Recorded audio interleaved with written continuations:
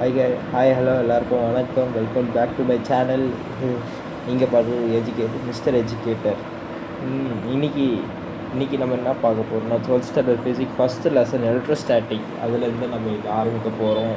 இந்த first volume ஃபுல்லாகவே நீங்கள் பார்த்தீங்கன்னா ஃபுல்லாக எலக்ட்ரோஸ்டாட்டிக், எலக்ட்ரிக் சார்ஜ், எலக்ட்ரிசிட்டி, இந்த மாதிரி கரண்ட்டை பேஸ் பண்ணியே இந்த சார்ஜு, கரண்ட்டு இதை சுற்றியே ஓடிட்டுருக்கோம். இந்த ஃபஸ்ட்டு 5 லெசன், ஃபஸ்ட் வால்யூமில் ஒரு 5 லெசன் இருக்குது. அந்த 5 லெசன் ஃபுல்லாகவே இதை பேஸ் பண்ணி தான். இந்த ஃபஸ்ட் லெசன் நீங்கள் தெளிவாக படிச்சுட்டு போனீங்கனாலே செகண்ட் லெசன் புரியும். செகண்ட் லெசன் ஒழுங்காக படிச்சிங்கன்னா ஃபஸ்ட்டு லெசனோட அதே ஜெராக்ஸ் தான் தேர்ட் லெசன். அந்த மாதிரி என்ன இங்கே கரண்ட்டு நீங்கள் மேக்னெட்டிக் நீங்கள் அவ்வளோதான் கதை. இந்த ஒரு இன்ட்ரெஸ்டிங்கான ஃபேக்ட் நான் சொல்லிட்டேன். இந்த பேர்லேயே அந்த லெசனுக்கான சம்மரைஸை நம்ம பண்ணலாம். எலக்ட்ரோஸ்டாட்டிக்கா அந்த பிரிங்க எலக்ட்ரோ ப்ளஸ் ஸ்டாட்டிக். எலக்ட்ரோனா என்னது? சார்ஜு ப்ளஸ் ஸ்டாட்டிக்னா என்ன? ரெஸ்ட்டில் இருக்குது. ஒரு சார்ஜு ஒரு ரெஸ்ட்டில் இருக்குது.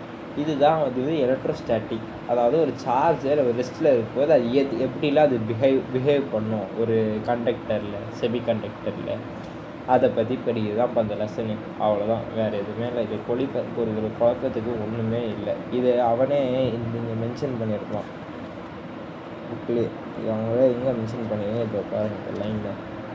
அதாவது the branch of electricity which deals with அடிச்சுட்டு சொல்கிறேன்.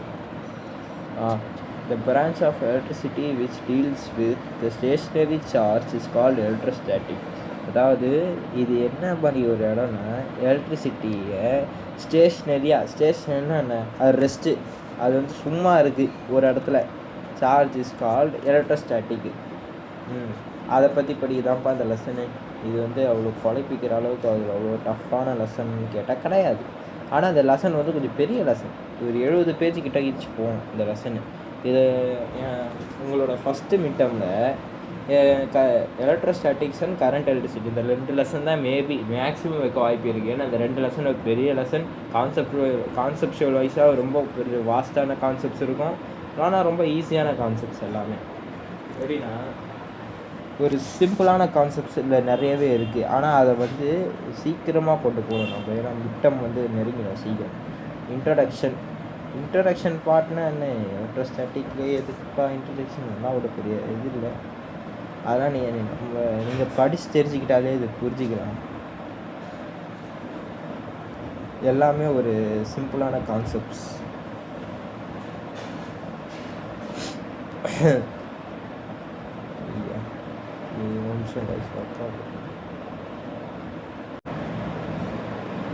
இன்ட்ரடக்ஷனுக்கு முன்னாடி நம்ம இங்கே லேர்னிங் ஆஃப் அப்ஜெக்டிவ்ஸில் ஒரு மெயினான விஷயம் இருக்குது. இது நிறைய பேர் பார்க்க மாட்டாங்க. ஆனால் நான் சொல்கிறேன்.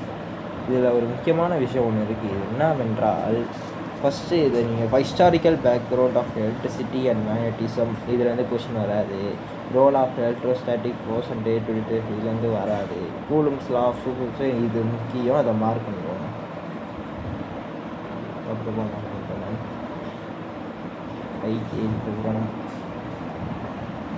இதுலேருந்து கண்டிப்பாக கேள்வி வரும். The concepts of electric field இதில் 2026 அது 2026 இந்த வருஷம் இந்த கான்செப்ட் ஆஃப் எலக்ட்ரிக் ஃபீல்டு சொன்னேன்னா இதுலேருந்து ஒரு 2 மார்க் கேட்டுருந்தான். இது 2 மார்க் கேட்டுருந்தான். ஒரு question answer, what use electric field அப்படின்னு ஒரு கொஷின் கேட்டிருந்தான் 2026. அதாவது இந்த வருஷம் பப்ளிக் கொஷின் பேப்பரில் ஃபஸ்ட்டு 2 மார்க்கே அதான் விழுந்தது. ஏன்னா எலக்ட்ரோஸ்டாட்டிக்கை பொறுத்த வச்சிங்கன்னா ஒரு பெரிய லெசன், கான்செப்டுவல் லெசன் நான் சொன்னேன்ல. அதை நீங்கள் ஒழுங்காக கான்செப்ட் புரிஞ்சு படிச்சிங்கனாலே ஒரு 12+ மார்க் நீங்கள் எக்ஸ்பெக்ட் பண்ணலாம் உங்கள் போர்டு எக்ஸாமில். சரி, ஹேண்ட் ரைட்டிங்காக வர மாட்டேங்குது. ஸ்கூலில் தான் வர மாட்டேங்குது. பார்த்தா இதுலேயும் சுத்தம் ஒட்டுமே ஹேண்ட் ரைட்டிங்காக வர மாட்டேங்குது. உங்கள் பப்ளிக் எக்ஸாமில் நீங்கள் எக்ஸ்பெக்ட் பண்ணலாம் இந்த கான்செப்ட் வச்சு ஒரு லெசன். ஏன்னா இது அப்பேற்பட்ட ஒரு லெசன். வெயிட்டேஜ் அதிகம் இதுலேருந்து நான் சொல்கிறேன். இதுலேருந்து அட்லீஸ்ட் 2 மார்க் வரலாம். சரி 2 மார்க் போடுங்க. 1 மார்க் கண்டிப்பாக வந்துடும். இதுலேருந்து எப்படியோ ஒரு 1 மார்க் வந்துடும். 2 மார்க் வந்து மேபி 1 or 2. 3 மார்க்லாம் அதே கதை தான், 1 or 2. 5 மார்க்கில் சாலிடாக இதுலேருந்து எப்படி பார்த்தாலும் எப்படியோ ஒரு கொஷின் ஒரு 5 மார்க் கண்டிப்பாக வந்துடும். நான் அடித்து சொல்லுவேன் எலக்ட்ரோஸ்டாட்டிக்லேருந்து. ஏன்னா இது அப்பேற்பட்ட ஒரு லெசன். அப்படின்னா ரொம்ப பயந்துடாதீங்க, இது அவ்வளோ சீனே இல்லை. ஃபஸ்ட்டு சாப்டர் இதில் இதுகளே எப்படி சொல்கிறேன், ரொம்ப ரொம்ப சப்பையான சாப்டர் இதெல்லாம். எலக்ட்ரிக் பொட்டன்ஷியல்னு அதே மாதிரி ஒன்று சொல்கிறேனே, இந்த லெசனில் வந்து இந்த டைப்போல் ஒரு வார்த்தை பார்த்தாலும், எலக்ட்ரிக் ஃப்ளக்ஸுன்றது, அதெல்லாம் கெப்பாசிட்டரு, இதெல்லாம் பார்த்தீங்கன்னா கண்ணில் ஊற்றிக்கிற மாதிரி படிச்சுக்கோங்க. அதுலேருந்து கன்ஃபார்மாக இந்த வருஷம் மேபி கொஷின் நிறைய வரலாம். ஏன்னா அதெல்லாம் வந்து ரொம்ப இம்பார்ட்டண்ட் ப்ளஸ் ஈஸியான கான்செப்ட்ஸ் அதெல்லாம். சரி, வளவலன்னு லெசன் ஆரம்பிச்சிடலாம். இன்ட்ரடக்ஷன் பார்ட்லாம் வந்து ரொம்ப ஈஸி. டே டு டே லைஃப்பில் நம்மளுக்கு எலக்ட்ரிசிட்டி எப்படி யூஸ் ஆகுது, இவங்க இம்ப்ளைட் பண்ணுற கான்செப்ட்லாம் அவங்க சொல்லியிருப்பாங்க. அது அந்த அளவுக்கு எஃபெக்டிவ்லாம் இது போர்டு எக்ஸாமுக்கு அந்த அளவுக்கு பாதிக்காது. ஃபுல்லாக படிக்கணும்ப்பா, நான் இந்த புக்கே நான் கரைச்சி விடணும் அப்படின்னு நினச்சவங்கன்னா நீ படிச்சுக்கோ. ஏன்னா இதுலேருந்து என்ன நம்ம சொல்லியிருப்பான், ஒரு பாசிட்டிவ் சார்ஜ் 2 ரிப்பிள் ஆகும்.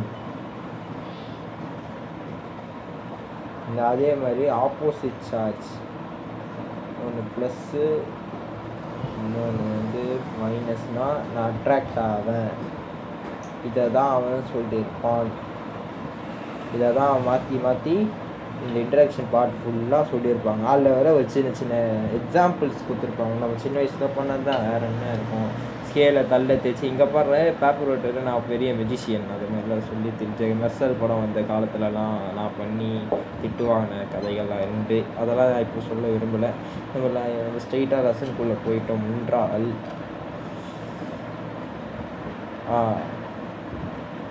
இந்த பாயிண்ட், இந்த டார்க் லைனில் ஒன்று இருக்குது பார்த்தீங்களா, அதுக்கு மேலே நான் ஹைலைட் பண்ணுறேன். If the net charge is 0, the object and is said to be electrically neutral. இப்போ நெட் சார்ஜ்னா டோட்டல் சார்ஜ்ன்றாங்க. இதை ஒரு நெட் சார்ஜ்னா டோட்டல். இப்போ வந்து சிம்பிளாக சொல்லிட்டுனா, இப்போது உங்கள் கண்ணு முன்னாடி ஏதாவது ஒரு ராடு இருக்குது, அதில் டோட்டல் அதில் இருக்கிற டோட்டல் சார்ஜ் சொல்லிட்டு தான் நெட் சார்ஜ்னுவாங்க. அந்த இப்போ இந்த மாதிரி ஒரு ராடில் பாசிட்டிவ் எலக்ட்ரானும் இருக்கலாம், நெகட்டிவ் எலக்ட்ரானும், பாசிட்டிவ் சார்ஜும் இருக்கலாம், நெகட்டிவ் சார்ஜும் இருக்கலாம். இதை மொத்தமாக சொல்கிறது பேர் தான் நெட் சார்ஜுன்னுவாங்க. இது நெட். இப்போ இதில் 3 பாசிட்டிவ் சார்ஜ் இருக்குது, 3 நெகட்டிவ் சார்ஜ் இருக்குது. இப்போ மொத்தமாக இதில் எவ்வளோ இது இருக்குது கேட்டால் 0. ஏன்னா positive negative cancel, positive negative cancel equal to 0. இதுதான் கான்செப்ட். இதை விட்டு எக்ஸ்ட்ராவாக ஒரு பாசிட்டிவ் இருந்துன்னா அது வந்து கணக்கெடுக்கப்படும். அந்த மாதிரி இதுதான் நெட் சார்ஜ். அதான் இல்லை, அதுதான் சொன்னேன். If the net charge is 0 then object is safely. இப்போ நான் அந்த ராடுக்கு அதை தான் இப்போ நான் சொன்னேன்ல, அதில் வந்து இது மொத்தமாக 0ன்னு ஆயிடுச்சுன்னா இது வந்து எலக்ட்ரிக்கலி நியூட்ரல்னுவாங்க. நியூட்ரல்.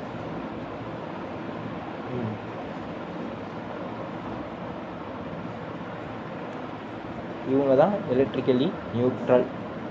ஒரு ராடில் எல்லாமே இப்போ எல்லா சார்ஜும் எடுத்து நீங்கள் கேல்குலேட் பண்ணி அது எத்தனை பாசிட்டிவ் சார்ஜ் எத்தனை நெகட்டிவ் சார்ஜ் அது ரெண்டுமே இப்போ இங்கே இந்த ராடில் வந்து ஒயிட் கலர் போட்டோன்னா இந்த பாக்ஸில் வந்து இப்போ 3 பாசிட்டிவ் சார்ஜ் இருக்குன்னா அதுக்கு ஈக்குவலாக 3 நெகட்டிவ் சார்ஜ் தான் அது எலக்ட்ரிக்கலி நியூட்ரல். ஏன்னா அது வந்து கேன்சல் ஆகிடும் 3மே சேர்ந்து.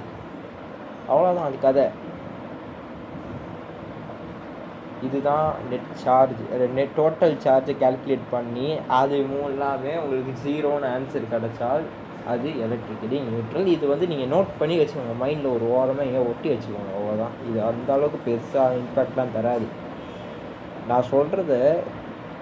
நான் எதெல்லாம் முக்கியமாக சொல்கிறேனோ அதை மட்டும் நீங்கள் மைண்டில் வச்சுக்கிட்டீங்கன்னால் ஒரு ஈஸியான லெசன். பார்க்க தான் 70 பேஜ் இருக்கும், ஆனால் இல்லை முக்கியமான கான்செப்ட்ஸ் எல்லாம் ஒரு 10-20 பேஜுக்குள்ளேயே தான் இருக்கும். அவ்வளோதான் டோட்டலாக எடுத்து பார்த்தீங்கன்னா.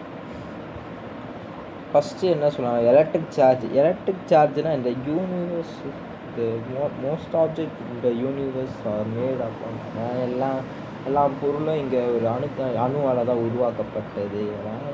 பச்சாச்சி பாஸ் அப்படி சொன்னீங்கன்னா வேறு வழியில் நான் தான் கொடுத்துருக்கேன். அதை தவிர்த்து நான் எதுவும் சொல்ல முடியாது. புரோட்டான், நியூட்ரான், எலக்ட்ரான், இந்த 3 வார்த்தை இருக்குது பார்த்தீங்களா?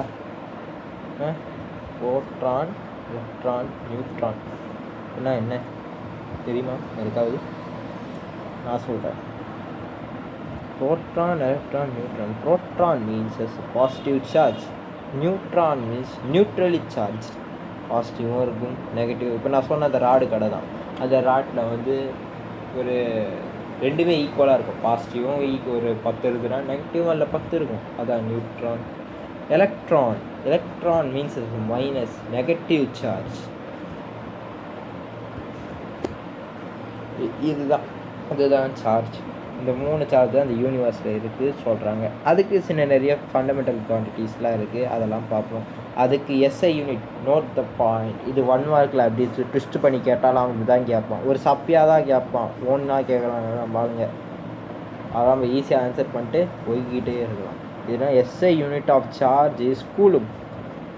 Q equal to C. ஐயோ இது வேறு இருப்பது.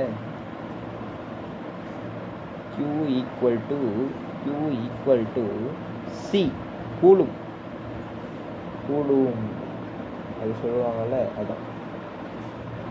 இதுதான் fundamental of charge. Fundamental of charge என்ன பாருங்க. எலக்ட்ரிக் சார்ஜோட இந்த எஸ்ஐ யூனிட் ரொம்ப முக்கியம்ப்பா. அது எல்லாத்துக்கும் படிச்சுப்போங்க. 1 மார்க்கில் எப்படி வேணால் கேட்பான். அதான் ஓனாக கேட்கணுன்னா.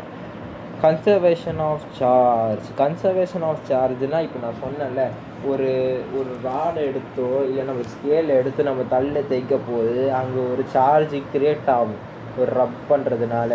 அதுதான் இங்கே தெளிவாக அவன் கதையாகவே கூத்துருப்பான். எங்கே அது இருக்குது பாருங்க. இந்த இருக்குது. For the rubbing of the object. When one object is rubbed by the another object, the charge get transferred into one to other. இதுதான் நம்ம ஸ்கேலை தூக்கி தள்ள தேய்ச்சி அந்த பேப்பர் மேலே வைக்கிற பேப்பர் அட்ராக்ட் ஆகும் பார்த்தீங்களா? அதே கதை தான் இங்கேயும் அவ்வளோ பெரிய கதையாக சொல்லி வச்சுருக்கோம். இதெல்லாம் நம்ம சின்ன வயசுலேயே பண்ணிட்டோங்க. இதெல்லாம் நமக்கு பெரிய மேட்ரே இல்லை. அதனால் இப்போது அது கீழே ஒன்று கொடுத்துருப்பான் பார்த்தீங்களா? நீங்கள் 11லேயே படிச்சிருப்பீங்க தெர்மோடைனமிக்ஸ் சாப்டரில். இருந்தாலும் நான் சொல்கிறேன். The total electric charge is a universe context, and charge can be neither be created nor be destroyed. In any physical process, is net charge. The charge will always be 0. அதாவது ஒரு energy வந்து ஒரு create பண்ணலாம், அழிக்கவும் செய்ய முடியும். Created or be destroyed. அது வந்து இன்னொரு ஃபார்ம்லேயே மாறிக்கும். One form into another form. இது என்ன இல்லை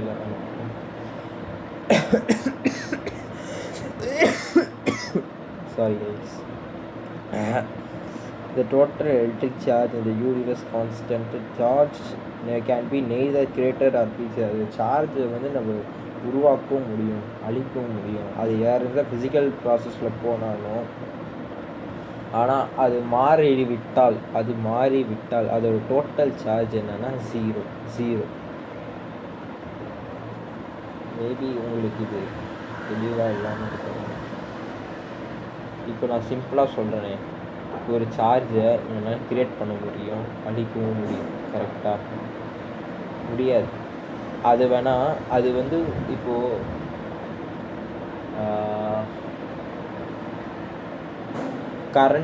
கரண்ட்டே எடுத்துக்கோங்களேன். இப்போ வந்து அது ஒரு விதமான ஒரு எனர்ஜி.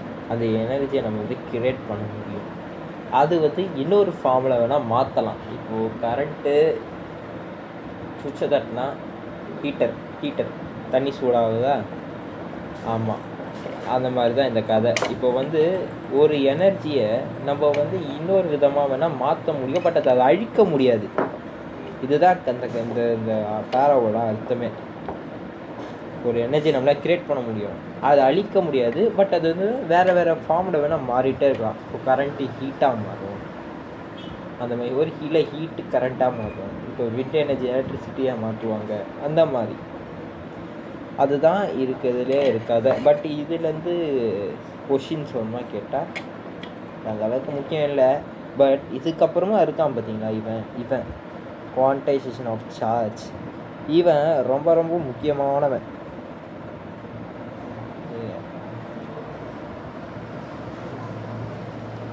இது இந்த ஃபார்முலா இருக்குது பார்த்தீங்களா, Q = NE. நான் சொல்கிறேன், 12th முடிக்கிற வரைக்கும் அந்த ஃபார்முலாவை மறந்துடாதீங்க. சரி, 12th முடிச்சு மறந்துடாமல் அப்பயே மறக்காதீங்க. ஏன்னா அது முக்கியமான நிறைய நீட் எக்ஸாம், JEE எக்ஸாம்லாம் இருக்குதுன்னா இந்த மாதிரி ஒரு ஃபண்டமெண்டலான ஒரு ஃபார்முலா உங்களுக்கு தெரிஞ்சிருக்கணும். சரி, அப்படின்னா தான்டா இந்த ஃபார்முலானா நான் எக்ஸ்பிளைன் பண்ணுறேன். Q = NE. முதல்ல இதை டெஃபினேஷன் பார்த்துடலாமா? What is the smallest amount of charge found in the nature experiment that shows the charge of an electron, charge of the proton, where C is the fundamental charge, the charge of any given object of the integral multiple of fundamental charge. அதாவது concept என்ன சொல்ல வரானா the charge Q of any object is equal to integral multiple of the fundamental formula. இப்போது ஒரு டப்பா இருக்குது, அந்த டப்பாவில் எனக்கு எவ்வளோ சார்ஜுன்னே தெரியாது. அந்த சார்ஜை கண்டுபிடிக்கணும்னால் இந்த ஃபார்முலாவை நம்ம யூஸ் பண்ணணும். அதாவது ஒரு ஆப்ஜெக்டில் எவ்வளோ சார்ஜ் அது வச்சுருக்கு, அதுதான் அதை கண்டுபிடிக்கிறது தான் Q = NE. இந்த ஃபார்முலா என்ன கதை சொல்லணுன்றால் அந்த கதையில் என்ன பார்த்தோம், ஒரு டப்பாவில் எவ்வளோ சார்ஜ் இருக்குன்னு பார்த்தோம். போனோம்,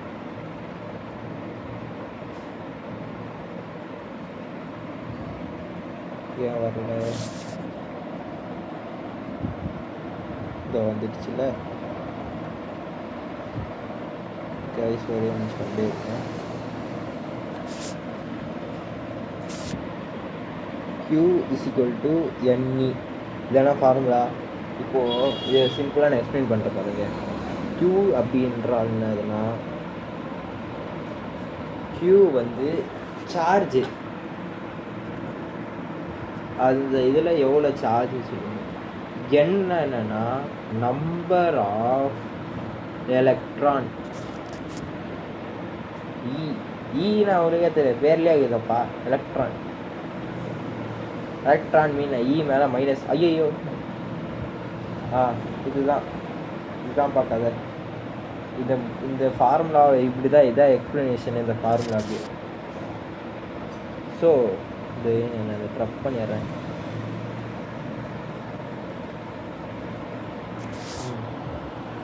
ஸோ ஃபார்முலா நான் எக்ஸ்பிளைன் பண்ணிட்டேன்னா, இப்போ இந்த புக்கு வாங்கினேன்.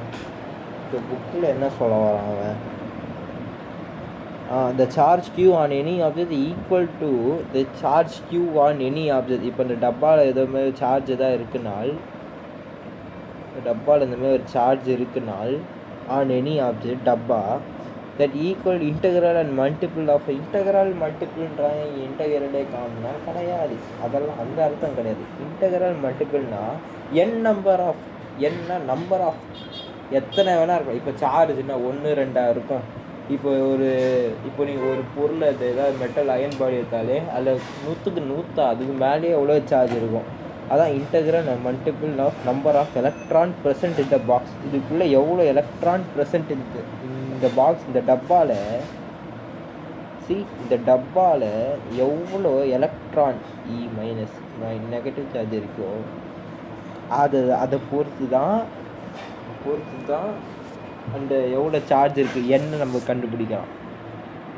இதுதான் இந்த கான்செப்ட், ஒரு ஈஸியான ஒரு கான்செப்ட். மற்றபடி அரேஞ்ச்மெண்ட் அதுலேயே கீழே வாங்கினேன். இது நான் முக்கியம் என்னென்னா இம்பார்ட்டன்ட் நான் சொன்னேன்னா இதுக்கு ஒரு இது போட்டுக்கோங்க. இந்த கொஷின் இங்கேருந்து ஆரம்பித்து இதை வரைக்கும் எழுதினாலே உங்களுக்கு மார்க்கு. இந்த ஃபார்முலாவுக்கு ஒரு மார்க்கு, அதை எழுதுகிற எக்ஸ்ப்ளனேஷனுக்கு ஒரு மார்க்கு. அதாவது the charge Q on any object at equal and integral multiple of fundamental unit of charge. இதுக்கு சேர்த்து இதை நீங்கள் எழுதா மட்டும் போதும், இது உங்களுக்கு இது 2 மார்க் அப்படியே எடுத்து கொடுத்துருவாங்க கண்ணு மூடிட்டு கரெக்டாக இருந்தீங்கன்னா. ஓகே, நெக்ஸ்ட்டு வந்து இது முக்கியமான விஷயம். நிறைய கால்குலேஷன் இந்த சம்மு போடணும், சம்மு போட்டால் தான் உங்களுக்கு சென்டம் கிடைக்கும். அது இருந்தால் நான் சொல்கிறேன். ஈயோட வேல்யூ என்னது சார்? Q = NeE. ஒரு எலக்ட்ரான், ஒரு உலகத்திலே கண்டுபிடிக்கப்பட்ட ஒரு எலக்ட்ரான், ஒரு ஸ்மாலஸ்ட் எலக்ட்ரானோட வேல்யூ என்ன தெரியுமா? அது ஏன் எனக்கு நீ கேட்டால் அது நீ படிச்சுட்டு ஆகணும். E இருக்கா இந்த இதில் 1.6 × 10⁻⁻19.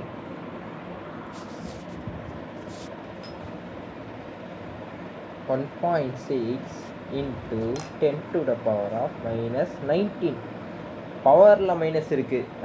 நிறைய பேர் என்ன பண்ணுவாங்க, இதனால் கரெக்டாக இதை எழுத முடியல. நான் சொல்கிறேன், என் ஃப்ரெண்ட்ஸ் எல்லாம் இருப்பானுங்க சம்டைம்ஸ், நான் பார்த்துருக்கேன். எப்படி திரும்ப எழுதுவான், 1.6 × 10⁻⁻ பவர்னால் 19 வந்து குட்டியாக எழுதணும். இந்த மாதிரி மேலே லைட்டாக போட்டு. என்னால் இப்போ அதை எழுத முடியல, நான் வெறும் இதில் எழுதிட்டுருக்கேன், ஃபிங்கரில் வச்சு.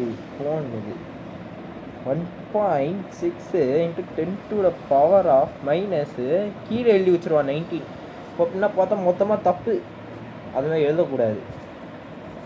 ஸோ நான் என்ன சொல்ல வரேன்னா, what I trying to say is 1.6 × 10⁻⁻19. இது ஒரு எலக்ட்ரானோட வேல்யூ, ஒரு எலக்ட்ரானோட வேல்யூ.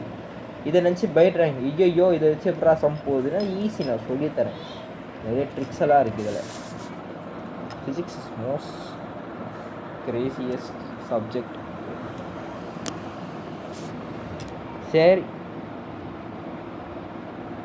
இது இது இது ரொம்ப முக்கியமான ஒரு விஷயம். அதை நோட் பண்ணி வச்சுக்கோங்க உங்கள் புக்கில்.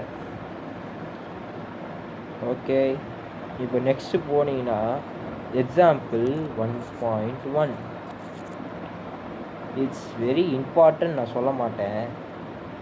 ஆனால் வந்து இதை வச்சு இதை பேஸ் பண்ணி, இந்த ஃபார்முலாவை பேஸ் பண்ணி குவான்டைசேஷன் ஆஃப் சார்ஜ், இதை நீங்கள் இன்னும் டீப்பாக அண்டர்ஸ்டாண்ட் பண்ணணுன்னா இந்த சம்மை போடுங்க.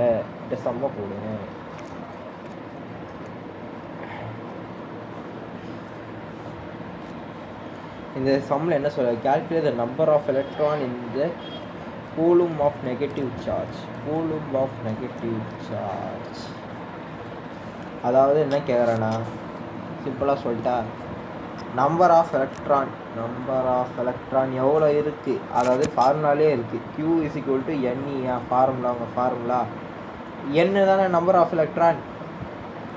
அப்போது நம்மளுக்கு n தான் நம்மளுக்கு தேவை, கரெக்டா? ஸோ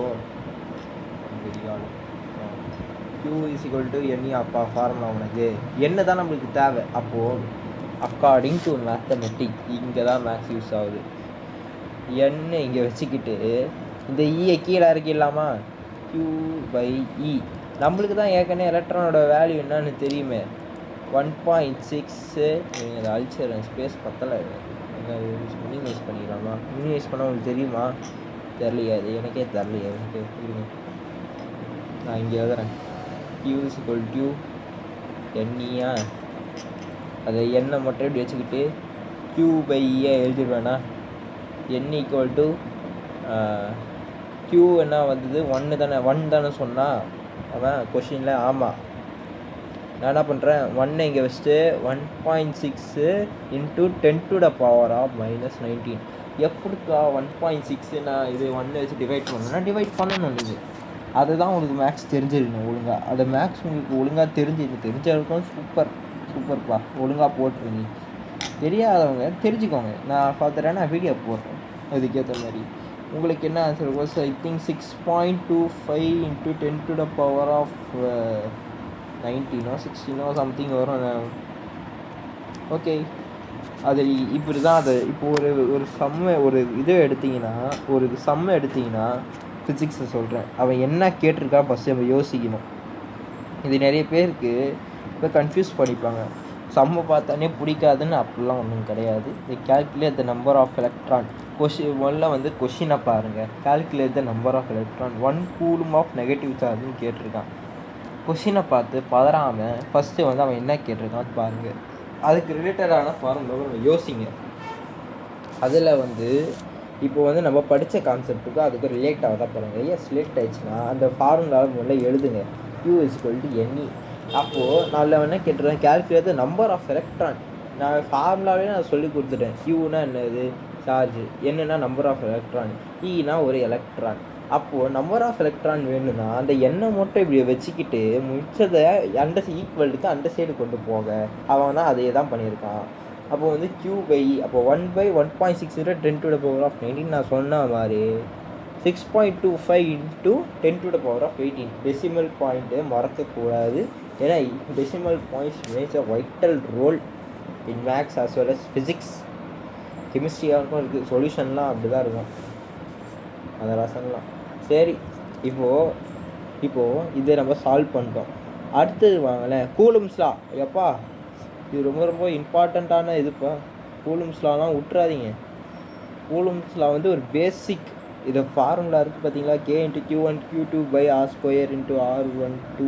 அதெல்லாம் கூலும்ஸ் லா. கூலும்ஸ் லா ஒரு முக்கியமான ஆஸ்பெக்ட்ஸில் நீங்கள் பார்த்தீங்க வச்சுக்கோங்களேன், எப்படி சொல்ல, ஒரு முக்கியமானவன் படிச்சு தான் ஆகணும். அதே மாதிரி உங்களுக்கு ஒரு விஷயம் மட்டும் சொல்லிடுறேன். இங்கே வந்து நான் வந்து ஒரு எலக்ட்ரானோட வேல்யூ கொடுத்தேன், 1.6 × 10⁻−19 கூலும்னு ஒரு எலக்ட்ரானோட வேல்யூ. அதுவே கொஷினில் மாஸ் ஆஃப் எலக்ட்ரான் கேட்டாங்கன்னா மோஸ்ட்லி கேட்க மாட்டாங்க. இருந்தாலும் நான் தரது என் கடமை, தருது எழுத மாட்டேன்.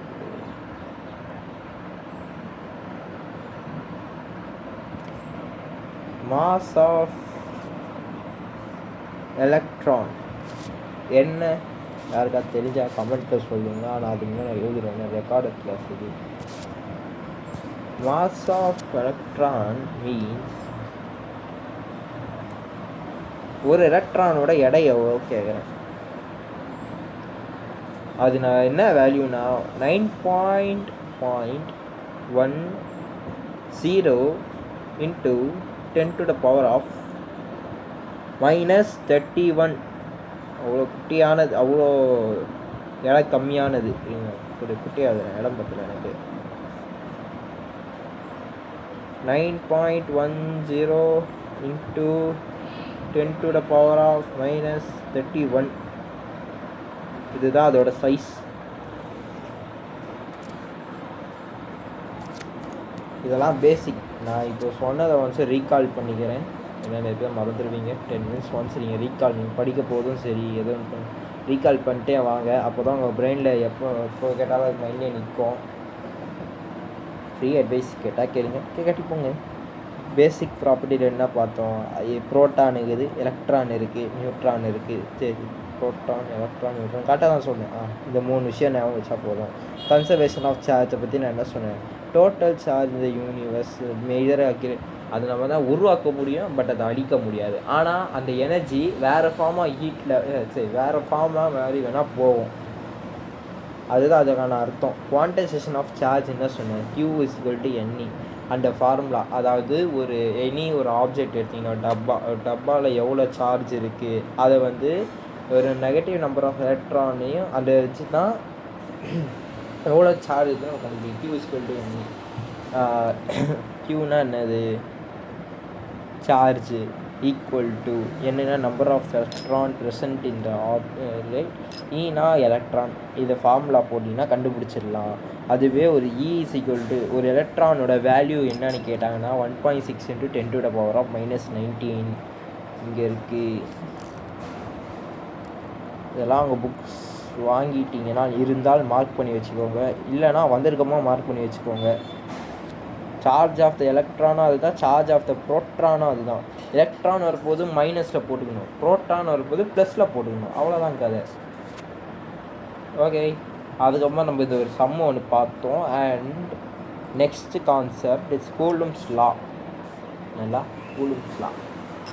கூலும்ஸ் லாவில் இந்த ஃபார்முலா இஸ் மோஸ்ட் இம்பார்ட்டண்ட்டான ஒரு ஃபார்முலா. இதை 1, 2ன்னு பிரித்து பார்க்காம இப்போ நான் சொல்கிறத அப்படியே கொஞ்சம் பாருங்க. F force = K. Kனா நான் சொல்கிறேன் Q1 × Q2. பிரச்சனையே என்ன தெரியுமா, எனக்கு இடம் பார்த்த முடியும். நான் என் போதாகரமான கையெழுத்தை வச்சுக்கிட்டு அவஸ்தைப்படுறேன், including in my books also. K Q1 Q2 by r square. என்னடா இந்த ஃபார்முலா சொல்லுன்னா, சி நான் வந்து போர்டில் போய் எனக்கு எக்ஸ்பிளைன் பண்ணுறேன். நம்ம என்ன பார்த்தோம், எஃப்ஆர் ஃபோர்ஸ், அவ்வளோதான். இது வந்து என்ன இருக்குது, இதுக்கு ஈக்குவலுக்கு இந்த சைடு இருந்தது, நம்ம ரைட் ஈக்குவலுக்கு இந்த சைடு இருந்தது. அதனால் அது வந்து ஃபோர்ஸ் இஸ் டைரக்ட்லி சரி அந்த டேர்ம்ஸ் நான் அப்புறம் சொல்கிறேன். கேனா என்னென்னா உங்களுக்கே தெரியும், அது ஒரு கான்ஸ்டன்ட். எலக்ட்ரோஸ்டாட்டிக்கை பொறுத்த வரைக்கும் கே வந்து ஒரு கான்ஸ்டன்ட். அந்த கேவோட வேல்யூ நான் என்னன்னு சொல்லிட்டா, 1/4πε0. இது என்னடா புதுசாக எக்ஸலனாட் கேட்குறீங்களா? எக்ஸலனாட்னா அந்த ஒரு எப்படி சொல்கிறது, ஒரு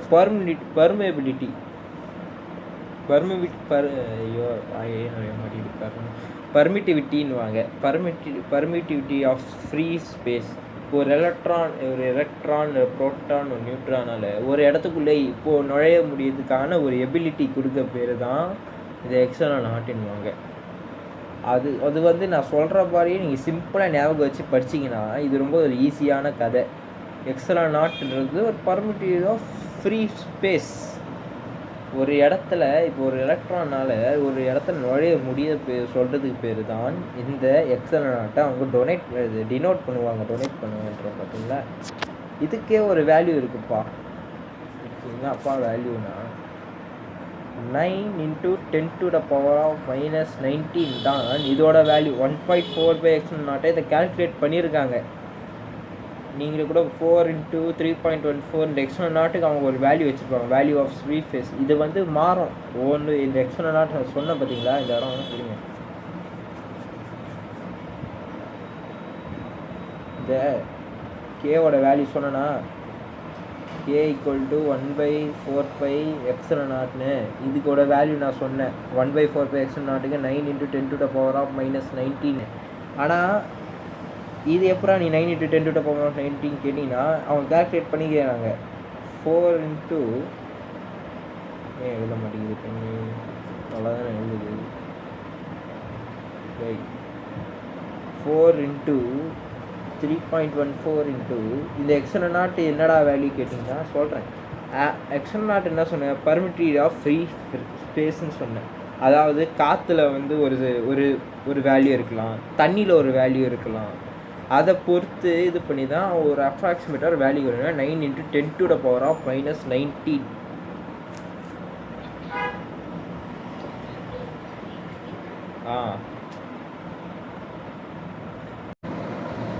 ஸோ அதை வச்சு தான் இவங்க வந்து சொல்கிறாங்க இந்த பர்மிட்டிவிட்டியோட ஸ்பேஸ் 9. தண்ணிக்கு ஒரு மாறும், வாட்டருக்கு காற்றுக்கு ஒரு ஸ்பேஸ் ஒன்று இருக்கும், தண்ணிக்கு ஒரு ஸ்பேஸ் இருக்கும், ஒரு கிளாஸோட பெர்மிட்டிவிட்டி வேறு மாதிரி இருக்கும். ஒவ்வொரு பொறுத்த வரைக்கும் அது மாறிக்கிட்டே இருக்கும். அதுக்கு ஒரு வேல்யூ வச்சுருப்பாங்க, அதை வச்சு கால்குலேட் பண்ணாங்க. அதில் வச்சு தான் இது இந்த வேல்யூ. ஸோ நான் என்ன சொன்னேன், k = 1/4πε0. அதோட வேல்யூ தான் 9 × 10⁻⁻19.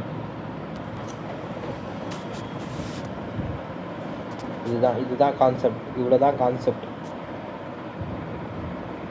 இதுதான் அந்த கேவோட வேல்யூ. அதுதான் கான்ஸ்டன்ட்டு. அதுதான் அவங்க வந்து கேன்னு டினோட் பண்ணுறாங்க. ஸோ கூலும்ஸ் லா அப்படின்னா சொல்லுதுன்னா இதெல்லாம் ஃபார்முலா எழுதிக்கிறேன். F = K × Q1 Q2/R². இந்த Q1 Q2 Qனா என்ன சொன்னேன், சார்ஜ், 2 சார்ஜ் /R².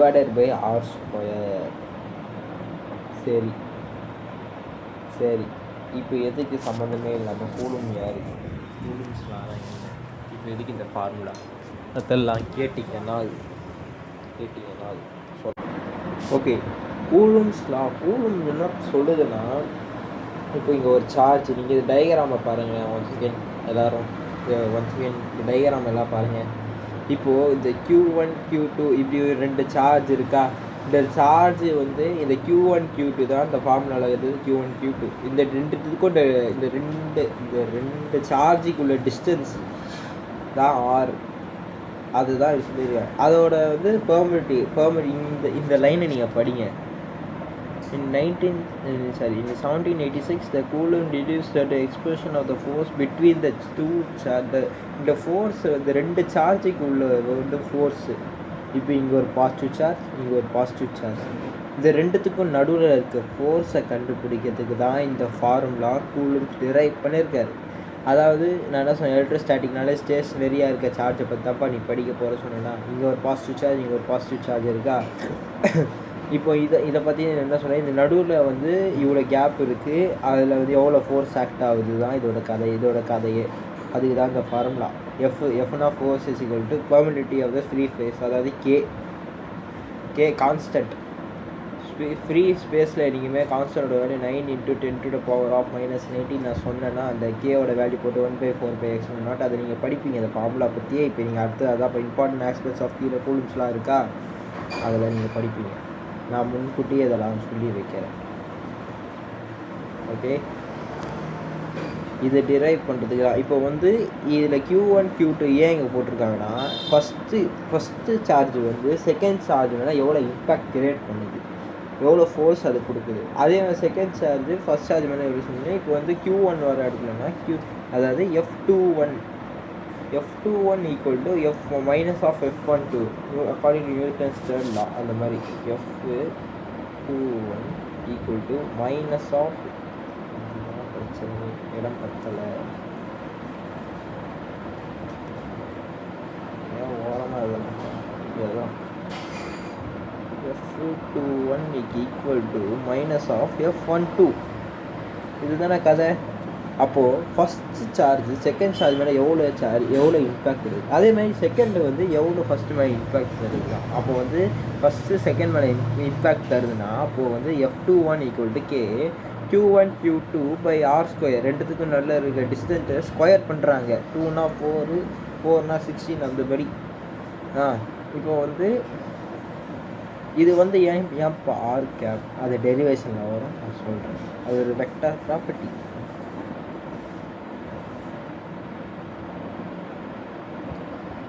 சரி, அடுத்தது இதை கேட்க மாட்டேன். என்ன ஒரு charge scalar குவான்டிட்டியா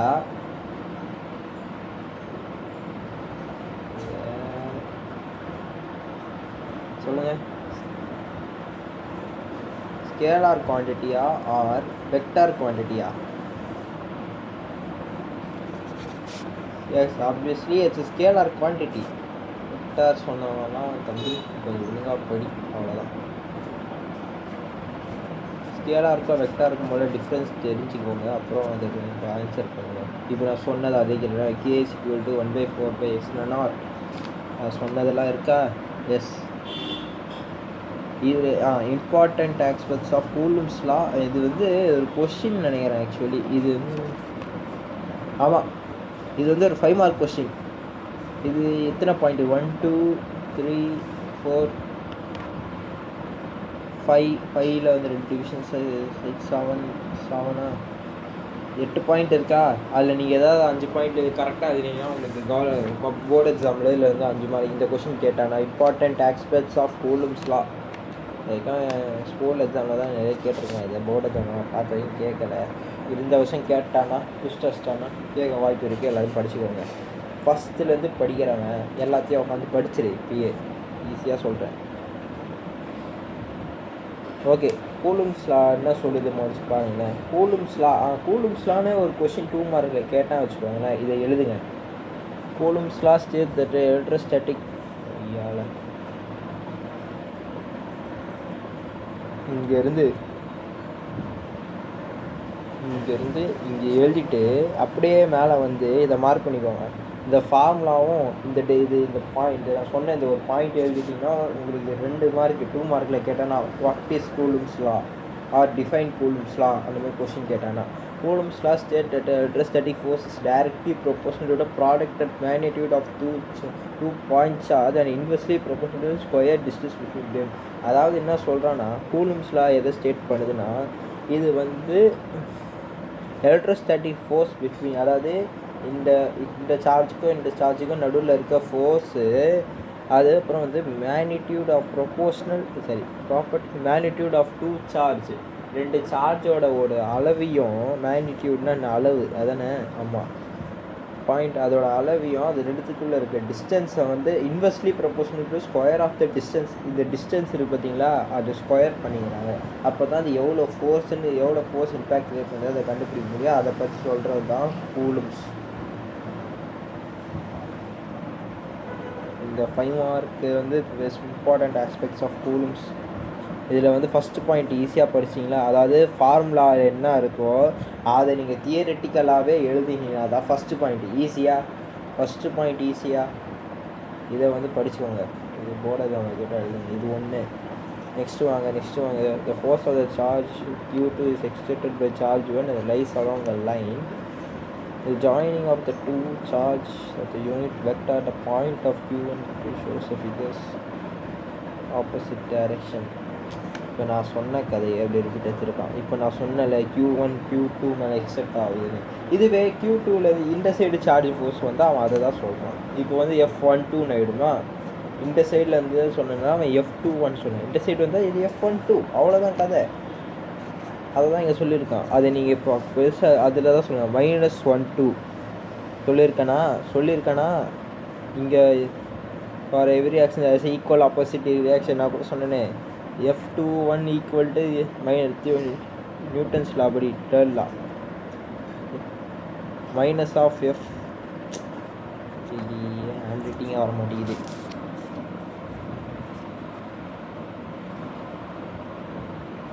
F21 equal to minus of F12ன்னு அதை தான் அவன் இங்கே சொல்லியிருக்கான். மற்றபடி அது காம்ப்ளெக்ஸ் பண்ண வேண்டிய விஷயம் எதுவுமே கிடையாது. ஃபஸ்ட்டு பாயிண்ட்டும் புரிஞ்சிருக்கும். செகண்ட் பாயிண்ட் நான் முன்கூட்டியே சொன்ன பாயிண்ட்டு அதுவும் உங்களுக்கு புரிஞ்சிருக்கும். செகண்ட் பாயிண்ட் சிம்பிளாக சொல்லணுன்னா இப்போ வந்து இவன் இங்கே என்ன எழுதியிருக்கான் வாங்க இந்த ஃபார்முலா F21 எழுதியிருக்கானா, இதை அப்படியே நான் F12 எழுதிட்டா மைனஸில் எழுதணும். அது F12 equal to K into Q1 Q2 by R square R into minus வரும் இங்கே முன்னாடி. இது இங்கே வாங்க F21 equal to K into Q1 Q2 by R square into R of 1 21 எழுதியிருந்தானா இப்போ நான் அப்படியே இங்கே எழுதியிருந்தா F12 equal to minus of K into Q1 Q2 by R square எழுதிட்டு அதே தான் என்னது 12 இதை அப்படியே அடிச்சு காப்பி அடிக்கணும். அதாவது கொஞ்சம் மாற்றி எழுதணும். ஏன்னா நியூட்டன்ஸ் லா படி every action equal and opposite reaction இருக்குல்ல, அதே கதை தான். பட் இங்கே மைனஸில் இருக்கும். இதுதான் கான்செப்ட். இப்போ வந்து first important access of Coulomb's law first point second point உங்களுக்கு கொஞ்சம் பிடிச்சிருக்கும். இப்போ அப்படியே தேர்ட் பாயிண்ட் வரும்னா இதுவும் நான் சொன்னது தான். இது SI யூனிட்னு தான் சொன்னேன் கூலும்ஸ். அதை விடுங்க. அதில் கேவோட வேல்யூ என்ன இங்கே பார்த்தீங்கல்ல, இந்த கே அதை நான் அப்பயே சொன்னேன்னா 1/4πε0 எழுதுவாங்க. அந்த ε0 என்றால் permittivity of free space in vacuum and value. வேக்யூமில் இருக்கும்போது இதான் வேல்யூ. அதை ரவுண்ட் ஆஃப் பண்ணி இது 8.85 × 10⁻⁻12ன்னு இருக்கா. இதுதான் அவங்க வந்து ரவுண்ட் ஆஃப் பண்ணி 9 × 10⁻9 எழுதி வச்சுருக்காங்க. நான் 19 சொல்லியிருந்தேன்னா மன்னிச்சவங்க மாற்றிக்கோங்க. இது வந்து ரொம்ப முக்கியம். இந்த வேல்யூ ரொம்ப முக்கியம். அதே மாதிரி கீழே SI யூனிட் அதுவும் ரொம்ப முக்கியம்.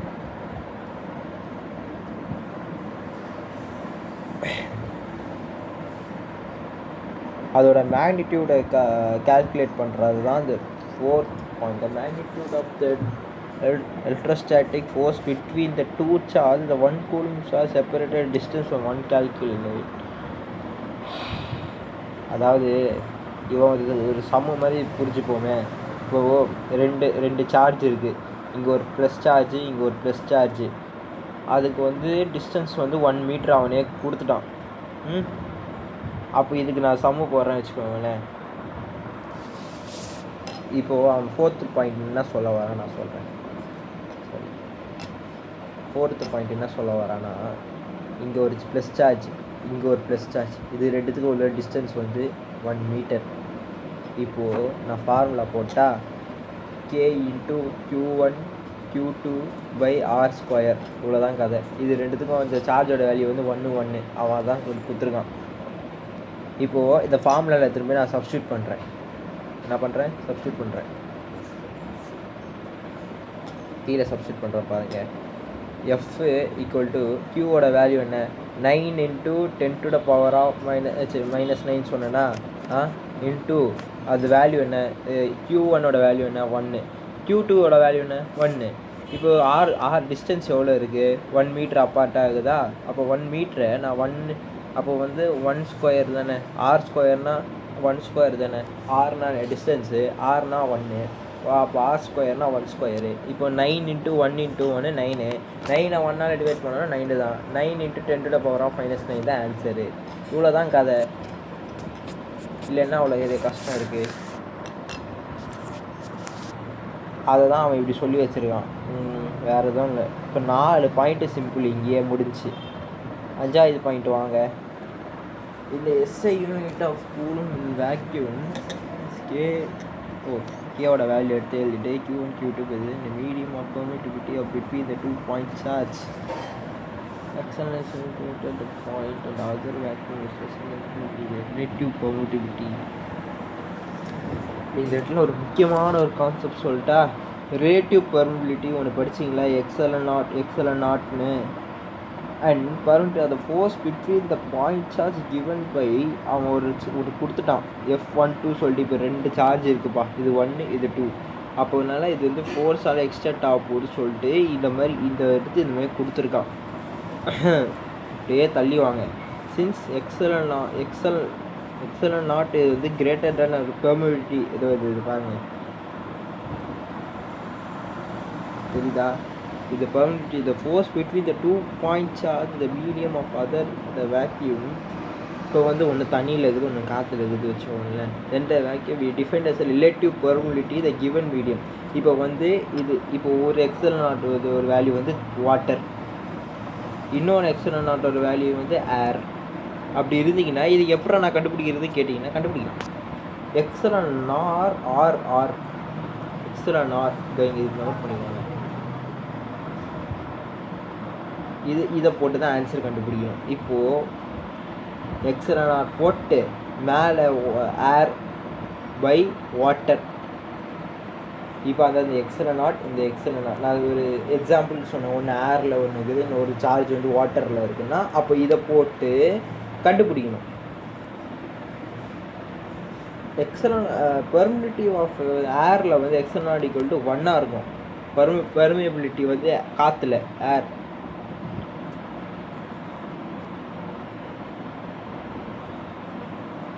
அதுதான் இந்த பாயிண்ட்டு சொல்லியிருக்கோம். இப்போ வந்து நான் ஃபஸ்ட்டு 5 பாயிண்ட் முடிச்சிச்சா? ஃபஸ்ட்டு 5 பாயிண்ட்டை நான் சொல்லிட்டா.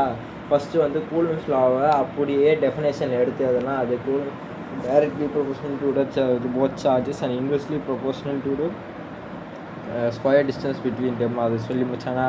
செகண்ட் பாயிண்ட்ல என்ன சொன்னால் ஃபோர்ஸ் எக்ஸெட்ரா, அதான் இந்த இது சொன்னானே Newton's third law of motion. அதை வந்து அப்படியே சார்ஜில் வச்சு எழுதினீங்கன்னா F12 = F21 = F12. இதுதான் அவன் சொல்லியிருக்கான். தேர்டு பாயிண்ட் வாங்க. தேர்டு பாயிண்ட் என்ன சொல்லியிருக்கான்? நான் சொன்னவே அந்த பெர்மியபிலிட்டியை பற்றி சொல்லியிருக்கான். இது ஜஸ்ட் ரிவிஷன் மட்டும் தர உங்களுக்கு. K = 1/4/εo அதோட வேல்யூ என்ன நான் சொல்லியிருக்கேன். ஃபோர்த்து பாயிண்ட் என்ன சொன்னால், ஒரு சம்மு மாதிரி அவன் நம்மளுக்கு ஒன்று கொடுத்தான். ஒரு ஸ்டேட்மெண்ட் சொல்லிட்டு 2 சார்ஜ் இப்படி வச்சுக்கிட்டு ஒரு 1 மீட்டர் டிஸ்டன்ஸ் அப்பார்ட் பண்ணியிருந்தா அதை வச்சு நான் ஒரு சம் உங்களுக்கு ஒன்று ப்ரொசீட் பண்ணி காமிச்சேன். 5th பாயிண்ட் என்ன சொன்னால், ஒரு சார்ஜ் ஏரில் இருக்குது, ஒரு சார்ஜ் வாட்டரில் இருக்குது, அதுக்கான எப்படா நீ கண்டுபிடிப்பி கேட்டால் அதுக்கும் நான் எடுத்து போட்டேன். இப்போ 6th பாயிண்ட்லேருந்து வந்தீங்கன்னால் இங்கே வந்து ஒரு கம்பேரிசன் போவோம். இப்போது கூலும்ஸ் லாவும் கிராவிடேஷனல் ஃபோர்ஸுக்கும் கிராவிடேஷனல் ஃபோர்ஸுக்கும் ஒரு கொஷின் இருக்குது. I think 3 mark question. ஆமாம், Coulomb's force differentiation between Coulomb force and gravitational force, இதுக்கு ரெண்டுத்துக்கும் டிஃப்ரென்ஸ் என்ன? அது வந்து கொஷின் ஒன்று இருக்குது ஆக்சுவலி. இந்த கொஷின் இம்பார்ட்டன்ட் கேட்டிங்கன்னா ஆமாம் கண்டிப்பாக கேட்கக்கூடிய ஒரு கொஷின்றா. அதுவும் கூலும்ஸ்லாம் சேம் ஸ்ட்ரக்சர் நியூட்டன்ஸ் கிராவிடேஷன். இதை பாருங்க, சொன்ன மாதிரியே போதா ஒரு இது இருக்கும். என்னது கூலும் ஃபோர்ஸ் வந்து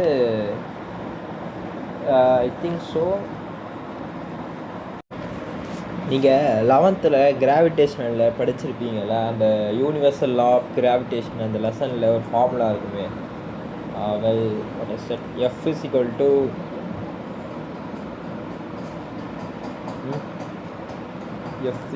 to G into m1 m2 by r ஸ்கொயர்னு ஒரு ஃபார்முலா படிச்சிருப்பீங்க. அதே தானே இங்கே கூலும்ஸ்லாம் EH காவி மாதிரி இருக்குன்னா ஆமாம், அதனால தான் ஒரு இடத்துக்கு டிஃப்ரென்ஸ் சொல்லி நம்ம கேட்டு இந்த பேராகிராஃபை கொடுத்துருப்பாங்க. அப்படி ஒரு கொஷினும் நம்ம டெக்ஸ்ட் புக்கில் இந்த வருஷம் இருக்குது. Coulomb's law as same structure of Newton law gravitation both are inversely square distance. அது ரெண்டுத்துக்கும் உள்ள வேரியேஷனை ஃபஸ்ட் சொல்கிறாங்க. இதுலேயும் force is inversely proportional to r square. Coulomb's லாலையும் சரி கிராவிடேஷன்லேயும் என்ன இருக்குது, force is inversely proportional to the r square distance. ரெண்டு சிமிலாரிட்டி பாருங்களேன்.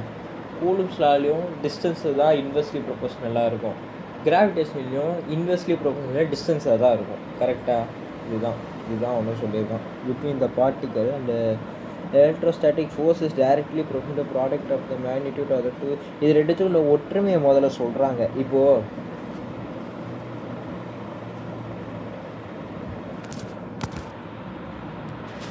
எலக்ட்ரோஸ்டாட்டிக்கில் வந்து பார்த்தீங்கன்னா எலக்ட்ரோஸ்டாட்டிக்கில் F is equal to K into Q1 Q2 by R ஸ்கொயரா. இது என்ன இருக்குது, ரெண்டு சார்ஜும் அப்படியே இருக்கா. இதே கிராவிடேஷனில் வாங்க, G into m1 into m2 by R ஸ்கொயரா.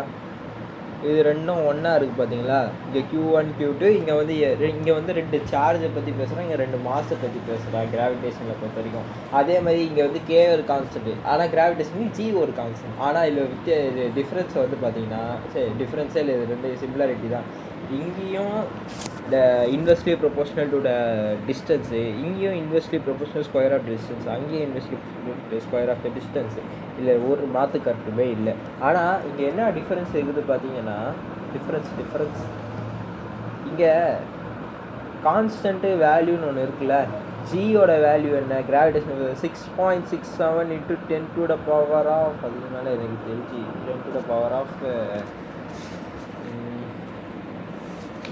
ஐயோ 10 to the power of -11. ஆமாம் -11 கரெக்டு, -11. அதுவே இங்கே வாங்கினேன் கேவோட வேல்யூ என்ன சொன்னேன், 9 into 10 to the power of -9 சொன்னேன்னா அதுதான் இந்த கதை. இப்போ நீங்களே சொல்லுங்கள், இப்போ இது ரெண்டுத்தில் எது பெருசு? யாரால 10 to the power of -11 சொன்னீங்கன்னா தப்பு. மைனஸில் பொறுத்துக்க எது கம்மியாக வருதோ அதுதான் பெருசு. அதாவது அவருடைய கணக்கு படி பார்த்தீங்கன்னா கே தான் பெருசு, ஜி வந்து குட்டி. அப்போ இதோட பவர் வந்து அது அப்படியே அடுத்த பாயிண்டில் அது சொன்னது அப்படியே சொல்லி வச்சுருப்பாங்க. அதாவது அவங்க சொல்கிறேன், நான் சொல்கிறேன், ஏன்னா முன்னாடி நான் படிச்சது. Gravitational force between the two mass are attractive but Coulomb's between the two charge are both attractive and repulsive. ஏன்னா கிராவிடேஷன் ஃபோர்ஸை பொறுத்த வரைக்கும் ரெண்டு மாஸை பற்றி பேசுவோம். ரெண்டு மாஸ் என்றைக்குமே அட்ராக்ட் ஆகிக்கிறது வேறு, ரிப்பிள் ஆகாது. பட் சார்ஜ் அப்படி கிடையாது, பாசிட்டிவ்னு இருக்குது, நெகட்டிவ்னு இருக்குது. ஆனால் மாஸில் அப்படி கிடையாது. மாஸில் வந்து both are attractive but in our electrostatic அது போட் அட்ராக்டிவ் அண்ட் ரிப்பல்சிவ் பற்றி சொல்கிறது தான் இந்த பாயிண்ட்டு. அதாவது பாசிட்டிவ் நெகட்டிவ் தான் அட்ராக்ட் ஆகும், பாசிட்டிவ் பாசிட்டிவ்னா ரிப்பல் ஆகும். இதுதான் பேசிக் கான்செப்ட். அதுதான் இந்த 7th பாயிண்ட் சொல்லிட்டேன். அடுத்து 7th பாயிண்ட் இல்லை, இது என்ன பாயிண்ட்றது 6th பாயிண்ட்டில் செகண்ட் சப்டிவிஷன். 6th பாயிண்ட்டில் தேர்ட் சப்டிவிஷன் பார்க்குறீங்களா? இந்த வேல்யூ ஆஃப் த கிராவிடேஷன் இப்போ நான் சொன்னது தான். 6 ஜியோட வேல்யூ என்ன சொல்லியிருக்கான் அவன்,